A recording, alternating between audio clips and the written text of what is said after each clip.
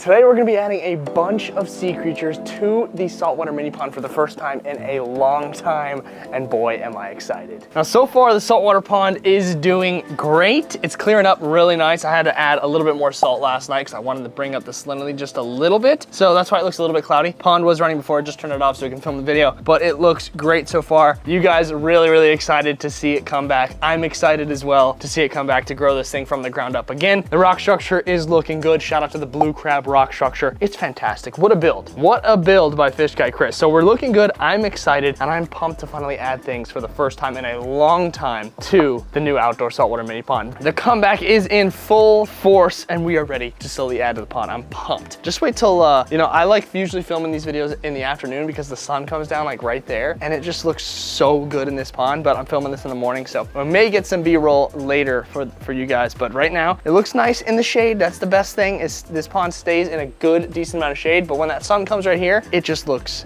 amazing. So let's jump into it, start adding some sea creatures to the brand new outdoor saltwater mini pond. Now the first bucket we're gonna start with, bucket number 1. This is gonna be a super easy one, super quick one, just because these guys are just for the health of the actual pond. They are the best at eating algae. So these guys right here, I got a handful of snails. There's 2 different kinds. The bigger shelled ones, those guys go crazy over like the hair algae. And if there's ever any hair algae in this pond, they'll just go nuts on it. They'll eat everything. So the 2 bigger guys are for that. And then the smaller ones, once again, they don't specialize in hair algae. I know that the big ones really like the hair algae, but any other algae, the smaller ones will go ham on. So I did want to get at least a handful of these little snails because they do help with the pond, and it's great to at least have a couple in the pond. So I really do actually want to get these for the tank as well inside, but because algae is always going to happen anytime you have a tank, anytime you have a pond or anything, any aquarium, you're going to get algae. So it's best to you know, have at least some guys help clean up, do the maintenance for you, and these guys are great for it. I also have a blue-legged hermit crab in here. He's in this shell, but you can't see him, so he's way back in there. Blue-legged hermit crab in here, and then we have some snails. Let's just get them in just so they can start getting to work. Drop that guy in, and then the snails I'm actually just gonna put all along the rock here. See how they blend right in. So there's actually 2 in 1 here. I don't know what they're doing. There you go. Just put the snails right on this rock, just like that. Sprinkle some all over. Let's put them all right here. There's our snails. Ladies and gentlemen, we got, I think, 6 total. 2 big ones right here, then a nice group of 4. I forget the exact names of these guys. They always have crazy names, the snails. But just a quick bucket for bucket number 1. Had to show you guys, we got some snails for the tank. It's gonna be great for the algae. Now we are gonna get into bucket number 2 now. Just honestly, guys, just wait till you see bucket number 5. Bucket number 5 is one of the most wild things. My jaw hit the floor when I saw the size of this guy. It's the biggest, creepiest, baddest looking one I've ever seen. This thing is very strange. It feels so weird to hold. You guys will see. It's gonna blow your mind how big this guy is. So bucket number 2 is a fan favorite. This guy I've had for a while. This guy is my horseshoe crab, who has just been doing amazing. Anywhere I put this guy, he thrives. So we're putting him back into his pond that he was originally in, which was this pond. He's been a local here, so we're just putting him back in. You guys haven't seen him in a while, and this guy is a beast. He's a fighter, man. He is an absolute beast. He does great in every single aquarium. Look at him flipped over right there. Absolute weirdo. That is a creepy invertebrate right there, but one of my favorites, one of the coolest. And if you guys didn't know, these things are thousands, millions years old. They have been around for a long time, so they know how to survive. Hence, this guy is just crushing it at all times, and they get huge. They're slow growers, but they get massive. We caught ones the size of my head before. So let's go ahead and let this guy into his pond, back where he belongs, and he'll enjoy his time in here. Now, do not worry, that tail right there, it's not like a stingray. You're not gonna get stung by it. It's really just to help flip him over and stuff like that. So here he goes in the pond. He's probably gonna, yeah, he loves going down head first. Head first, let's see how quickly he's gonna take the turnover. I might have to help him out, but let's flip homeboy over here. Let's flip him over. We don't want him to do too much work. I'm just gonna flip him over, and there he is, on his way to becoming the best horseshoe crab in the history of the world. Look at, there he goes. There he's burying. Let's go. I love this guy. I love this guy. I'm glad I put some extra sand for him because he loves the sand, as you can see, going head first, right into the sand immediately. That's how he rolls. That's his style. The horseshoe crab loves just going head first into the sand there. Absolutely sick. I love it. Beautiful. beautiful horseshoe crab for bucket number 2, and he's gonna be a great addition to the pond because honestly, he keeps everything so clean. Any speck or shrimp that hits the deck, this guy comes in, cleans it right up. So as you can see, he's pretty much already fully buried into that sand there. So that was bucket number 2. Let's get on to bucket number 3. We are adding some awesome sea creatures to this pond. Just wait till you see bucket number 5. It's gonna blow your mind. Bucket number 3, this is a really cool one. This is a different kind of something we've had before. So we have had these guys before. This is a fluffy or fluzzy arrow crab. These guys are super cool. You guys know we've had arrow crabs in the past, but this one is a special kind. I think he has a different kind of pattern and he looks almost like furry. He looks almost fluffy. So hence the name. I think it's fluzzy or something like that. Arrow crab. Really, really cool. He's not super big. He's about, I don't know, the size of my palm. So really, really cool arrow crab here. You guys love arrow crabs. I love arrow crabs as well. And this guy is hilarious. He's a beast. I think arrow crabs are so funny. A lot of people are so weirded out when they see them in my videos because they look like spiders. Like, look at that. That is a straight up spider. So weird. I don't know how this thing lives. I don't know how this evolved. Did it evolve from a stick? Maybe. I don't know, but this thing is literally a circle and then 8 sticks coming out of his body. Whatever, man. I mean, whatever works, works. And clearly this worked for him. So let's get this guy in the pond. Such a cool little crab here.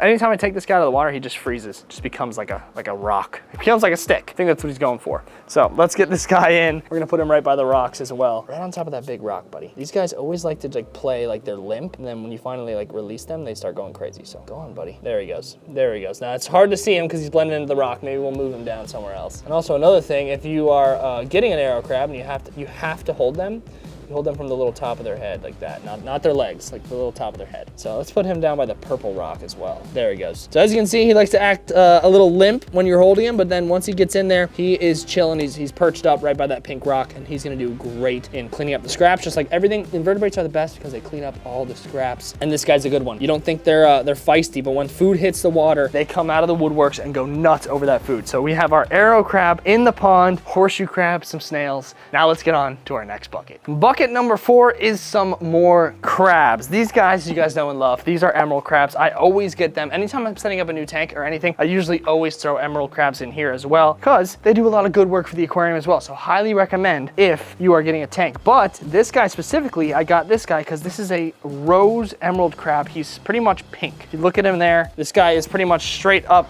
pink, and then we have the regular green ones next to them. So we got the green emerald crabs, the OGs, and then we have like the rose gold version of the emerald crab. The biggest one in the bunch is that pinkish looking one, and he's really cool. He's got some great color, and he is feisty and big. That's what you want. Big old emerald crabs for any aquarium. It's always good. They are harmless to the fish. They don't do anything. They just chill in those rocks, mind their own business, and go to work. So that's why it's always good adding these guys when you're just starting out a new aquarium, and I'm so glad this is back. We're starting with these because we don't want to add fish just yet. We're taking this thing slow, but we're starting with invertebrates, and these guys are a staple. If you ever hold them like this, they grip onto you so hard. Like this guy's claws right here are gripped on my finger so hard right there. So hard. And if I put this guy like this, like on my finger like that, he will literally hug it, like as you can see. Hugging my finger. So these guys got some insane grip. They're furry on the legs. They're really, really cool. I like getting these guys. They really do a good job sticking to everything because they hang on to rocks all day. So look at that. He is fully stuck onto my, it feels like everything is just like sticking into my skin. It's really weird. Really weird feeling. Highly recommend trying. This guy's actually hanging on to the other crab right here, which is pretty weird. And then this guy's, that's my new ring. I got my my wedding ring, but I also got my emerald crab. I think I might be wearing this guy around all the time. Oh, no, he jumped in. All right, we're letting him go first. Let him go down the pond. He's got spunked. There he goes. Flip over, buddy. Flip over. Go. Go to those rocks. I might have to help him out as well. You don't want to leave any man behind. So let's get these guys in the pond. All right, buddies. If I put him on that pink rock, he's not going to... they're so stuck into me. That guy is so stuck into me, it hurts. There he goes. Big old boy in the pond there. Look at those studs. That big pink rose emerald crab is a stud. Absolute stud. So super sick. And there's our other emerald crab on the sand. He flipped over already. He's walking in, scoping out the area. He'll find a nice rock to hang out in. But those two other ones right there, I think they found their spot right by that rock. They found a nice little cave, and they love hanging upside down. So the pink one's upside down. He's cleaning his claw right now. What a beast. There you have it. Those are our emerald crabs going in the pond. Nice. We're laying the foundation. That's all we're doing. That's all we're doing right now is laying the foundation, and this is great. So let's get on to our next bucket. Bucket number 5. This one is gonna blow your mind. And before we get into the next bucket, I told you guys I was redoing the dock to get my native pond on. We're slowly in the midst. As you can see, we got some painter's tape. Hey, check it out. I painted the wall. Looks fantastic. Looks great. We got a white wall. Looks clean. Looks nice. I'm gonna paint the dock nice, a nice light gray, just like it is now, but it'll look great with a fresh coat of paint. And then we can get our native pond in here and have that running with some cool native fish. And we can go out and have, you know, we can go out and catch these guys, bring them back to the pond, Sergeant Majors, mangrove snappers, the right size mangrove snappers. But if we get the right cool fish, that native pond's gonna be awesome. Let's get into our next bucket though. On to our last bucket. This guy is insanely wild. This is the biggest arrow crab I've ever seen. You want to talk about creepy? It is this guy right here. This guy's almost as big as the bottom of the bucket. He's massive, bigger than my hand. He's so weird to hold, and he's got some great color on him, but this is easily the biggest arrow crab that I've ever seen in my entire life. Usually we get them pretty big, usually the size of my hand, not double the size of my hand. This guy's huge. Absolutely huge, and he's gonna be awesome in this pond, an absolute menace to society, and he's gonna look great all along these rocks. So adding the invertebrates is always a good thing to do when you're starting out a pond, and this guy is perfect. This is the cherry on top, the biggest arrow crab I've ever seen. He freaks out when I get close to him because obviously he doesn't want to get held. But once again, if you grab him from the top here, I'll show you where you grab him from. Like the top of his head, he's got a little spike. It's the most sturdy. It's the most sturdy. So you don't want to grab him by his legs because those are super fragile. So you grab him by this thing right here, and he should be fine. Look at that. Look at the size of this guy. He's as big as my head. He's massive. Those purple claws are so cool. He's got awesome stripes on the back of him right there. Really pretty arrow crab and massive. This guy's been around for a while. So it's good. He's great. Welcome to your new home, the saltwater pond outside. It's awesome to have you. I was just talking to him, making eye contact with him. Really good stuff right there. So this guy is so wild. Let's get him in. He's gonna be so cool in here. All right, buddy, let's put him right on top of the rock. King of the castle, shout out Bull Rat. Here's King of the castle, our giant megalodon arrow crab. Look at the size of that guy. And he's scurrying immediately off. He's super fired up. I love these guys because they're so quick.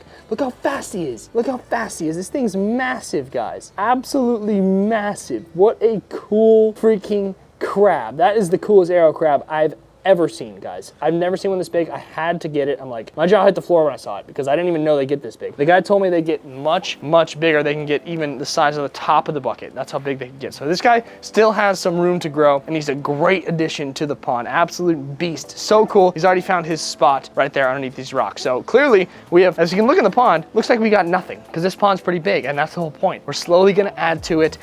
We started with our invertebrates, and it's always good adding those guys first. Some snails for the algae, some crabs for the cleanup crew. Our horseshoe crab is a staple in here, and of course our massive arrow crab. Emeralds and a massive arrow. So absolutely awesome day today. We're finally back stocking this guy up. I cannot wait to add fish. Let me know what kind of fish you want to see added to the pond. I'm thinking maybe we could, let me know what you guys think in the comments, if we move all the fish from the 125, a lot of them, you guys will see, a lot of them aren't in that tank anymore because we actually moved them to the big pond. It was so nice seeing them go from the 125, which is still a big tank, into the giant pond in the garage. So we took a lot of fish out of there and put them into the big pond because they just looked awesome in there. So I definitely have less fish in there, but if we wanted to make this our community pond, and then that tank we can get kind of more bigger stuff, or maybe some creepy stuff, like I can put my anglers in there. We have tons of things that we could do, but for right now I'm just gonna keep it the way it is, and we can slowly add to this pond. So let me know in the comments what you guys want to see in here. This is a little bit bigger than the 125, so we can get bigger fish, but let me know what you think in the comments. Community, start from scratch, or move the fish from the 125 in here. You guys let me know in the comments. All I have to say is this pond is gonna be awesome to add to throughout the next couple months. I'm excited. So make sure you guys are subscribed with the notification bell on. Check out shopfishguy.com if you guys wanna get some awesome Fish Guy brand stuff, and I will see you guys in the next video.